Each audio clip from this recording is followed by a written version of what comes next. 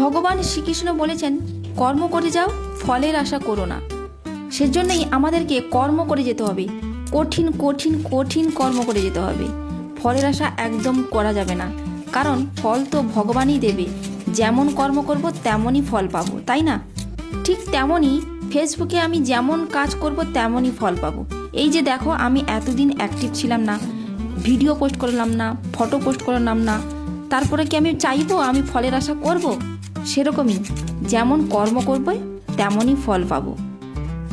শুধু ফেসবুক নয়, যে কোনো কাজের ক্ষেত্রে তুমি যেমন কর্ম করবে তেমনই ফল পাবে। এটাই একদম বাস্তব কথা। কেউ ভালো কর্ম করলে ভালো ফল পাচ্ছে, কেউ খারাপ কর্ম করলে খারাপ ফল পাচ্ছে। এই সবই বিধাতার হাতে। আমরা তো মানুষ, আমরা যতটা সম্ভব নিজের কর্ম করে যাওয়ার চেষ্টা করব, ভালো কর্ম করে যাওয়ার চেষ্টা করব, আর ভালোটা ভগবানই দেবে। আমরা এই ফেসবুক প্ল্যাটফর্মে এসেছি কাজ করার জন্য। আমাদের মতো যারা হাউসওয়াইফ আছো, বাড়িতে বসে না থেকে আর পাড়ার বউদের সঙ্গে পরচর্চা পরনিন্দা না করে একটু ফেসবুকে কাজ করো। ওখানে কাজ করলে ফল পাবে। কিন্তু পরচর্চা পরনিন্দা পাড়ার বউদের সঙ্গে মিশে গল্পগুজব করলে, কারো নিন্দা করলে কোনো কিছুই ফল পাবে না, সব কিছুই জিরো পাবে। সেই জন্যই কোনো কিছু একটা কাজ করো যেখান থেকে তুমি ফল পাবে, সেরকমই কাজ করো। আমরা যারা মেয়েরা বাড়িতে বসে আছি, অন্য কোনো তো কাজ করতে পারবো না, আমাদের স্বামী বাচ্চা ছেড়ে বাইরে তো কোনো কাজ করতে দিতে পারবো না। একমাত্র সোশ্যাল মিডিয়াই আছে। আমরা বাড়িতে বসে থেকে বাচ্চা সামলে, স্বামী সামলে, ঘর সামলে ফেসবুকে কাজটা করতে পারবো, কন্টেন্ট বানাতে পারবো। তো ওই কাজটাই করো না, ওইখান থেকেই কিন্তু আর্নিং পাবে এবং ভালো ফল পাবে।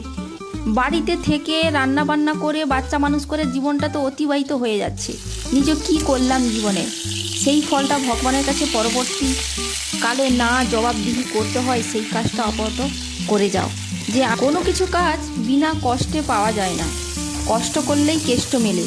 যে কোনো কাজ, আজকে তুমি ফেসবুকে বলছো প্রচুর কষ্ট, প্রচুর অ্যাক্টিভ, প্রচুর ভিডিও বানাতে হয়, অন্যদের ভিডিও দেখতে হয়।